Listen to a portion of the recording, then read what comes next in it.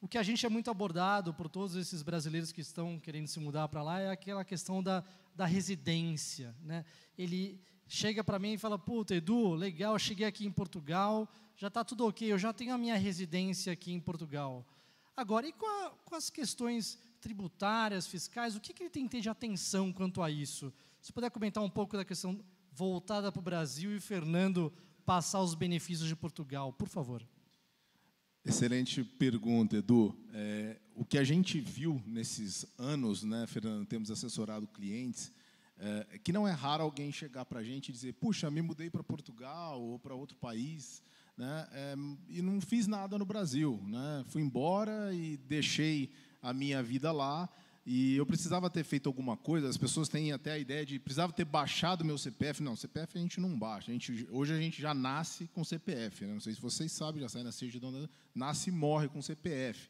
Mas você precisa informar a Receita Federal do Brasil. Você precisa apresentar dois documentos, né? Um que se chama comunicação de saída. Se me permite aos portugueses aqui, o CPF é o NIF, ok? Tá bom? Aqui a gente já nasce contribuinte, né? O cadastro de pessoa física feito na Receita Federal. Então, você precisa informar que você sabe. A Receita não está controlando, embora até pareça, né? Eu gosto de dizer que a gente vive um Big Brother tributário, porque a gente é acompanhado e fiscalizado em tempo real no Brasil, mas ela não sabe se você realmente se mudou. Então, você precisa informar a Receita Federal. Você está saindo.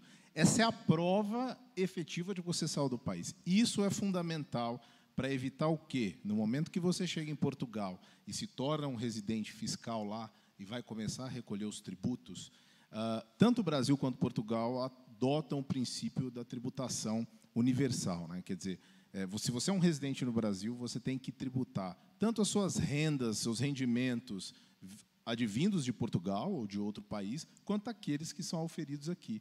Isso quer dizer que, se você não disse para a Receita Federal que você saiu do país, ela te enxerga como um contribuinte. E aí você pode cair naquilo que você levantou, a bitributação. Você tem que recolher tanto lá quanto cá. E esse é um problema. Então, a atenção a esse procedimento é fundamental. Um ponto muito importante, Edu, quando você fala, né, eu vou dizer aqui que é a palavra de ordem, né? Quando você fala em mudar a sua empresa, o seu negócio, empreender em Portugal, em outro país, é se planejar. Né? E o planejamento, quando a gente fala em planejamento tributário, vem à cabeça de algumas pessoas estruturas super complexas, sofisticadas, e não é nada disso. Né? Planejar é simplesmente antecipar os efeitos das suas ações, pensar antecipadamente, né? Se programar. E é preciso aqui pontuar, Brasil e Portugal possuem uma convenção, um acordo para evitar a dupla tributação. Então, quer dizer, no momento em que você pensa em se mudar para Portugal, mudar o seu negócio para Portugal, primeiro, você não precisa fechar a sua empresa aqui, né? E muitas vezes a pessoa nem tem intenção de fazer isso. Segundo, é possível explorar, de uma maneira totalmente lícita, os benefícios que esse acordo lhe dispõe. Então, é possível pensar em estruturas, tanto em Portugal quanto no Brasil, e, mais importante, o estudo que a gente faz é sempre olhando do ponto de vista das duas jurisdições. Eu sempre costumo dizer que qualquer planejamento tributário internacional, as pessoas logo pensam que existe um sujeito que conhece a jurisdição ou os tributos de todos os países. Isso não existe. Né? Nós temos o privilégio aqui, eu e Fernando, de fazermos essa dobradinha.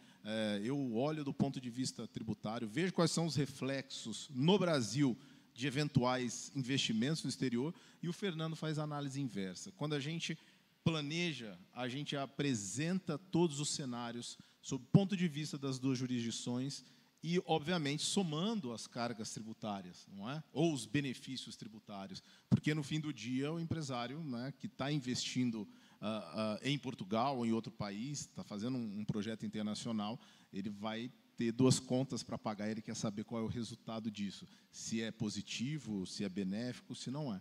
Então, é fundamental que você tenha, Edu, essas duas visões, Brasil e o país no qual você vai investir, no caso, Portugal.